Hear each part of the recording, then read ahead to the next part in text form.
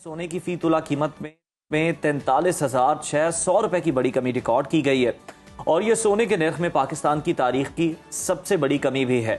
ये कमी उन लोगों के लिए किसी खुशखबरी से कम नहीं जो शादियों के सीजन में जेवरात बनाने का इरादा रखते हैं, लेकिन इन्वेस्टर्स के लिए ये एक परेशान कुन सूरत हाल है। ऐसे ही है। और उज़ैर खास तौर पर घरों में अम्मियों ने बहुत ज़्यादा नज़र रखी होती है कि गोल्ड की कीमत कम हुई है, तो बताएं ज़रा। तो ये सारी अम्मियाँ जो घर बैठी ना, आज ये टॉपिक था भी स्पेशली उनके लिए कि वाकई जी गोल्ड की कीमत में कमी हुई है, बड़ी खुश हैं और ये रहेगी भी, क्या सूरत हाल रहेगी इस पर हम बात करेंगे। और आलमी मार्केट में जी फी ऑन्स कीमत में अचानक गिरावट ने मकामी मार्केट को भी हिलाकर रख दिया। अब सवाल यहाँ ये पैदा होता है कि क्या ये सोना खरीदने का बेहतरीन वक्त है या कीमतें मजीद गिरेंगी तो इंतज़ार कर लिया जाए, और क्या आलमी इक्तिसादी हालात या डॉलर के रेट इस कमी के पीछे हैं। इन तमाम पहलुओं पर रोशनी डालने के लिए हमारे साथ मौजूद है सदर ज्वेलर्स एसोसिएशन रावलपिंडी मोहम्मद फयाशी साहब। बहुत शुक्रिया आपके वक्त का। वेलकम टू सुनो पाकिस्तान। और जिस तरह से सबसे पहले तो कहें, बताइएगा कि मार्केट में जो इस अचानक मंदी की सबसे बड़ी वजह क्या देखने में आ रही है, और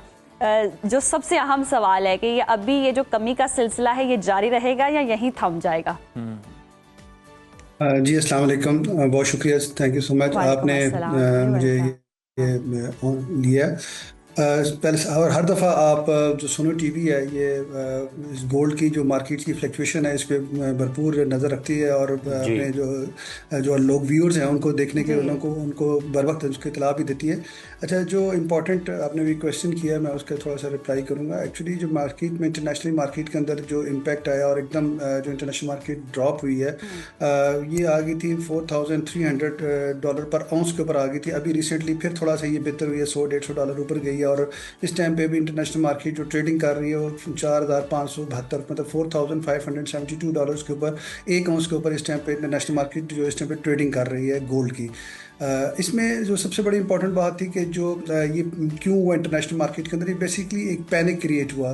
पैनिक किस तरह क्रिएट हुआ कि जो डोनाल्ड ट्रंप साहब ने एक अपनी स्पीच के अंदर ये बात की कि जी ईरान का और जो अमेरिका और इसराइल का जो टेंशन ये चल रही है, वॉर जो चल रही है इस टाइम पे, इसके अंदर उन्होंने कहा कि जी जैसे उन्होंने कहा कि जी 5 दिनों का हमने इसके अंदर जो गैप या उनको जो रिलीफ दिया है, बेसिकली वो तो अपनी एक सेफ साइड और अपने जो सेविंग के लिए बात कर रहे थे, लेकिन जब उन्होंने जैसे ये बात की तो उसके ऊपर एक मार्केट में एक इम्पैक्ट आया, पैनिक क्रिएट हुआ। पैनिक के बाद एक इंटरनेशनल मार्केट थोड़ा सा ये ड्रॉप कर गई, लेकिन साथ साथ ही फिर थोड़ी सी सूरत फिर दोबारा वो यू टर्न, जिस तरह उनकी एक पुरानी आदत है कि वो यू टर्न लिया उन्होंने और फिर दोबारा फिर वो एक मार्केट का उसने अपनी रिट्रेसमेंट ली। लेकिन इसका जो इंटरनेशनली इम्पैक्ट क्या होता है मैं थोड़ा सा वो आपको ब्रीफ करना चाहूँगा। एक्चुअली मामला ये होता है कि जब गोल्ड की फ्लक्चुएशन का ये जो लिंक होता है ये ऑयल के साथ होता है। जैसे अभी जो अपनाए हुर्मस की वजह से जो ब्लॉकेज हुई, जिसकी वजह से ऑयल के ऊपर ज़्यादा प्रेशर आ गया और ऑयल की जो प्राइसेस वो ऊपर चली गई इंटरनेशनल मार्केट के अंदर।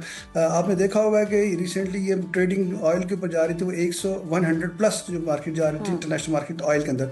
लेकिन जैसे ही ये कोई स्टेटमेंट आई तो ये मार्केट एकदम ड्रॉप भी की, $89 पे आई कि ताकि मामला सेटल डाउन हो रहा है। लेकिन जैसे ही वो मामला फिर दोबारा हुआ फिर 100 प्लस मार्केट चलेगी इसके ऊपर। अच्छा, इसके अंदर मामला जो बेसिकली होता है कि इंटरनेशनली जब मामला होते हैं, जब गोल्ड की ट्रेडिंग हो रही होती है तो इसमें लिक्विडिटी बड़ी इंपॉर्टेंट अहमियत के आमिल होती है। क्योंकि कई दफ़ा होता है कि आप जब इसमें कमोडिटीज़ के अंदर ट्रेडिंग कर रहे होते हैं तो लिक्विडिटी नहीं होती, तो उसके अंदर कई दफ़ा जो बायर्स होते हैं या सेलर्स होते हैं वो उसको रिट्रेसमेंट के लिए नीचे लाते हैं। और बिल्कुल ये सारी चीज़ें होती हैं। फयाज साहब, हमें ये बताइएगा, ये तो आपने हमें समझा दिया कि वो कौन से अवामिल हैं, जंगी सूरत हाल है जिसकी वजह से कीमत जो है वो इतनी तेज़ी से नोज डाउन हुई है।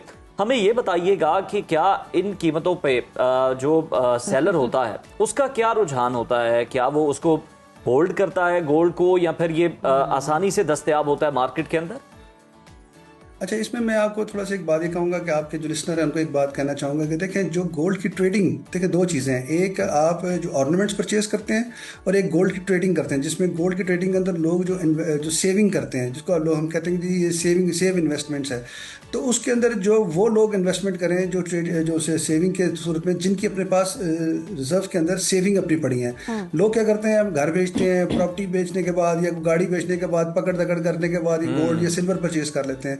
अच्छा, उसमें होता ये है कि जब ज़रा से भी गोल्ड फ्लक्चुएट करता है, ड्रॉप करता है, तो पैनिक क्रिएट हो जाती है और वो मार्केट में सेल करने के लिए तो भागते हैं, दौड़ते हैं। तो मैं ये आपके तवज्जो से ये बात करना चाहूँगा आपके व्यूअर्स को, इसमें पैनिक नहीं होना। और सबसे इंपॉर्टेंट बात है कि वो बंदे इन्वेस्टमेंट करें ट्रेडिंग के अंदर, जो ट्रेडिंग की बात मैं कर रहा हूँ उसके अंदर वो बंदे इन्वेस्टमेंट करें जिनकी बाइंग कैपेसिटी या जिनकी होल्डिंग कैपेसिटी हो, वो होल्ड कर सकें। और उसमें क्या है कि अगर वो ड्रॉप भी करता है, अगर आपने 10 तोले लिया है, नीचे ड्रॉप किया, मजीद 10 तोले ले लें और मजीद ड्रॉप करते 10 तोले ले लें। जब ये थोड़ा सा फ्लक्चुएट करके ऊपर आएगा तो आपकी जो प्राइस है वो मैच करके आप उसके अंदर निकल जाते हैं, जिसको हम हैचिंग भी कहते हैं इसके अंदर। तो ये इस तरह की जो सूरत हाल है कि वो उसके मुताबिक से चलना चाहिए। अब दूसरी बात यह है कि जो ऑर्नामेंट्स की जो हवाले से आप बात कर रहे हैं, ऑर्नामेंट्स के अंदर मामला यह है कि जो इसकी गोल्ड की प्राइस ज़्यादा होने की वजह से इस पे इंडस्ट्री के ऊपर बहुत बैड इम्पैक्ट आया है। इंडस्ट्री बैठ गई। इंडस्ट्री के अंदर ये हुआ कि लोग जो से गोल्ड की ज्वेलरी के साथ साथ सिल्वर की ज्वेलरी पे चले गए, आर्टिफिशियल ज्वेलरी पे चले गए। और इसी तरीके से जो गोल्ड की जो वेट वाइज मसाल को 10 तोले की ज्वेलरी बनाता था वो 2 तोले में, 4 तोले, 5 तोले पे आ गया। उस पर बड़ा इफेक्ट पड़ा। अब जो बात कर रहे हैं कि जी किसी वक्त में हमारी वालदा, दादी, नानी वगैरह ये सेविंग करके ये शादियों के लिए थोड़ा जोड़ के जेवरात के लिए रखती थी। अच्छा, उस टाइम पे क्या होता था कि देखें उस टाइम पे आपके पास दीगर जो इकॉनमी के लिहाज से देखा जाए तो आपके पास माशी लिहाज से प्रॉब्लम क्या नहीं थी कि उस टाइम पे आपके जो अखराजात थे। अच्छा, उसके बाद आपके जो बच्चों की बिल्कुल फयाज साहब, सिचुएशन तो बदल गया उस दौर को अगर यहाँ से कंपैरिजन करें तो वाकई वो जो हमारी जो क्या कहें प्रायोरिटीज थी वो बदल रही हैं। और अब के लिहाज से आप बताइएगा क्या ये मुनासिब वक्त है बाय कर लें जिन्होंने घरों में अम्मियाँ हैं, अपने बच्चियों के जेवरात बनाने हैं, या लड़कियां हैं जो चाहती हैं कि वो अपना कोई सरमाया थोड़ा बहुत जोड़ लें, उनके लिए खास तौर पर बताएं, क्योंकि हम ये ट्रेडिंग वगैरह तो नहीं आम लड़कियां घर में बैठी समझ सकेंगी। उन्होंने तो यही है कि मेरे पास जी गोल्ड हो और कुछ चीज जैसे ऑन करते हैं, तो उनके लिए राइट टाइम है टू बाय गोल्ड। देखिए, मैं आपको एक बात बताऊं कि मैंने अपनी हिस्ट्री के अंदर मुझे अप्रॉक्सीमेटली को 35 ईयर्स अबव हो गए इस फील्ड के अंदर। इसके अंदर मैंने कभी भी गोल्ड को नीचे नहीं जाते देखा। आर्जी तौर पे थोड़ी सी आया, नीचे आया भी, लेकिन ऊपर जाते हुए देखा इसको। मेरी नज़र के मुताबिक से जिन्होंने तो अपने यूटिलाइजेशन अपनी रोज़मर्रा के यूज़ के अंदर इस्तेमाल करना, तो शादी में या इस तरह अपने किसी फैशन के अंदर या इस तरह की चीज़ों में पार्टी वेयर्स के हवाले से, तो उनको तो इस चीज़ को कंसिडर नहीं करना चाहिए, उनको तो बाय करना चाहिए। इसलिए एक्चुअली कि जब उन्होंने साल बाद 2 साल बाद उसको कंपैरिजन देखना है तो गोल्ड ने ऊपर ही जाना है, उससे नीचे नहीं आना। क्योंकि गोल्ड के अंदर जो इन्वेस्टमेंट है वर्ल्ड, खाली पाकिस्तान के अंदर नहीं, देखें ये एशिया की बात नहीं, ये वर्ल्ड दुनिया की बात है।